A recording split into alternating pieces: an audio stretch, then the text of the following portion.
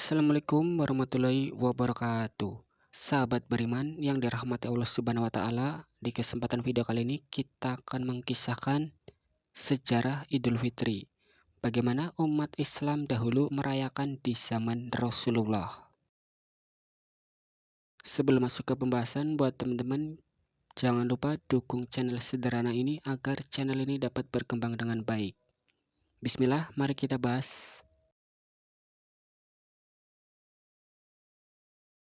Idul Fitri adalah hari raya yang dinanti-nantikan oleh umat Islam di seluruh dunia. Setelah menjalani ibadah puasa selama sebulan penuh di bulan Ramadan. Hari kemenangan ini adalah menjadi momen kebahagiaan, refleksi, dan bersyukur kepada Allah Subhanahu wa taala. Namun bagaimana sebenarnya Idul Fitri dirayakan di zaman Rasulullah? Apakah ada perbedaan dengan perayaan yang kita lakukan di zaman sekarang? Serta makna apa yang terkandung dalam hari besar ini. Asal-usul Hari Raya Idul Fitri dalam Islam. Sebelum Islam datang, masyarakat Arab sudah memiliki tradisi perayaan tertentu. Namun perayaan tersebut seringkali diwarnai dengan pesta pora, dan hal ini menjadi tidak bernilai ibadah. Ketika Rasulullah hijrah ke Madinah, beliau mendapati masyarakat setempat merayakan dua hari raya besar dengan sukacita. Rasulullah pun bertanya kepada mereka, "Hari apa ini?" Mereka pun menjawab, "Kami biasa bersenang-senang pada dua hari ini sejak zaman jahiliyah." Lalu Rasulullah bersabda, "Sesungguhnya Allah telah menggantikan untuk kalian dua hari yang lebih baik, yaitu Hari Raya Idul Fitri dan Idul Adha." Hadis riwayat Abu Dawud, An-Nasai, dan Ahmad. Dari hadis ini kita mengetahui bahwa Idul Fitri pertama kali disyariatkan pada tahun kedua Hijriah, setelah umat Islam di Madinah menyelesaikan ibadah puasa Ramadan pertama mereka. Persiapan Idul Fitri pada zaman Rasulullah. Sama seperti sekarang, Idul Fitri di zaman Rasulullah juga diawali dengan berbagai persiapan. Beberapa hal yang dilakukan umat Islam saat itu meliputi membayar zakat fitrah. Zakat fitrah menjadi kewajiban bagi setiap muslim sebelum melaksanakan sholat Id. Rasulullah menetapkan bahwa setiap orang, baik laki-laki maupun perempuan, anak-anak maupun dewasa, wajib membayar zakat fitrah. Dalam hadis yang diriwayatkan oleh Ibnu Umar radhiyallahu anhu, Rasulullah bersabda, Rasulullah mewajibkan zakat fitrah 1 sa' dari kurma atau 1 sa' dari gandum atas setiap muslim, baik hamba sahaya maupun orang merdeka, laki-laki maupun perempuan, kecil maupun besar. Dan beliau memerintahkan agar dikeluarkan sebelum orang-orang berangkat sholat Id. Hadis riwayat Bukhari dan Muslim. Mandi dan berpakaian rapi. Rasulullah sangat menganjurkan umat Islam untuk mandi sebelum berangkat sholat Id, sebagaimana diriwayatkan dalam hadis dari Ibnu Abbas.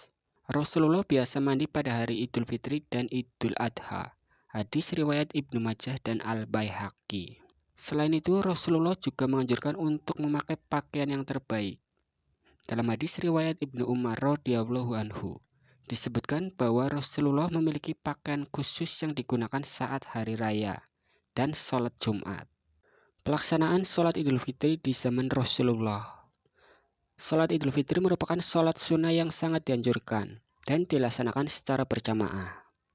Yang pertama, waktu dan tempat sholat Idul Fitri. Sholat Idul Fitri dilaksanakan pada pagi hari, setelah matahari naik setinggi tombak, sekitar 15-20 menit setelah matahari terbit. Dalam hadis riwayat Abu Sa'id Al-Khudri radhiyallahu anhu, disebutkan, Rasulullah keluar menuju tanah lapang pada hari Idul Fitri dan Idul Adha. Hal pertama yang beliau lakukan adalah menunaikan sholat Id. Hadis riwayat Bukhari dan Muslim. Sholat Idul Fitri dilakukan tanpa azan dan iqamah. Umat Islam berkumpul di tanah lapang, mendengarkan khutbah Rasulullah setelah sholat dan kemudian saling mengucapkan selamat. Tata cara sholat Idul Fitri di zaman Rasulullah. Sholat Idul Fitri dilakukan sebanyak 2 rakaat, dengan tata cara sebagai berikut. Rakaat pertama, takbir sebanyak 7 kali sebelum membaca Al-Fatihah. Rakaat kedua, takbir sebanyak 5 kali sebelum membaca Al-Fatihah. Setelah itu, Rasulullah menyampaikan khutbah kepada umat Islam. Tradisi dan kebiasaan Idul Fitri di zaman Rasulullah. Yang pertama, makan sebelum berangkat sholat Idul Fitri. Pada hari raya Idul Fitri, Rasulullah selalu makan sebelum pergi sholat. Berbeda dengan Idul Adha, di mana beliau makan setelah sholat. Diriwayatkan oleh Anas bin Malik radhiyallahu anhu, Rasulullah tidak keluar pada hari Idul Fitri sampai beliau makan beberapa butir kurma dalam jumlah ganjil. Hadis riwayat Bukhari. Tradisi ini menandakan bahwa puasa Ramadan telah berakhir dan hari raya Idul Fitri adalah hari berbuka dan kebahagiaan. Yang kedua, berjalan kaki dan mengambil rute yang berbeda. Rasulullah biasanya berjalan kaki menuju tempat sholat Idul Fitri dan pulang melewati jalan yang berbeda. Diriwayatkan oleh Jabir bin Abdullah radhiyallahu anhu, Rasulullah pada hari Idul Fitri mengambil jalan yang berbeda saat pergi dan pulang. Hadis riwayat Bukhari. Ini dilakukan untuk menebar salam kepada lebih banyak orang dan menyebarkan kebahagiaan di hari raya Idul Fitri. Yang ketiga, mengucapkan selamat Idul Fitri.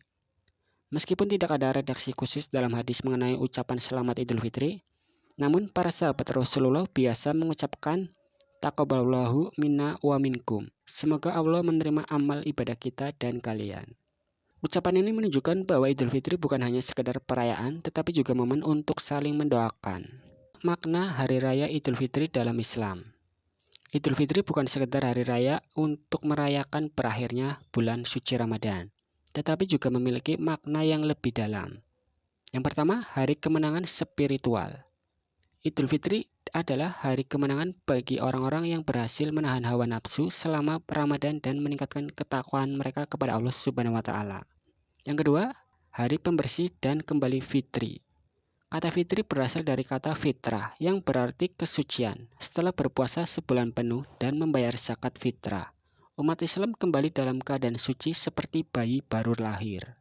Yang ketiga, hari kebersamaan dan persaudaraan.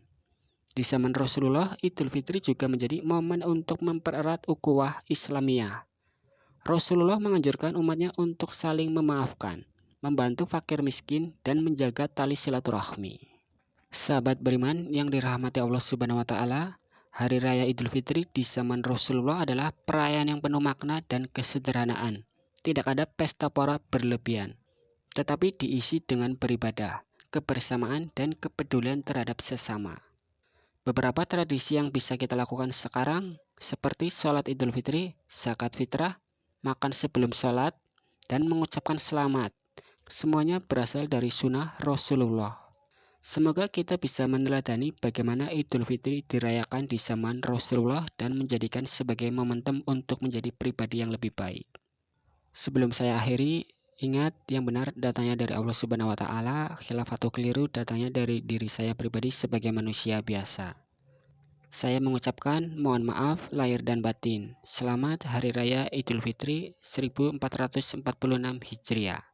Saya akhiri, wassalamualaikum warahmatullahi wabarakatuh.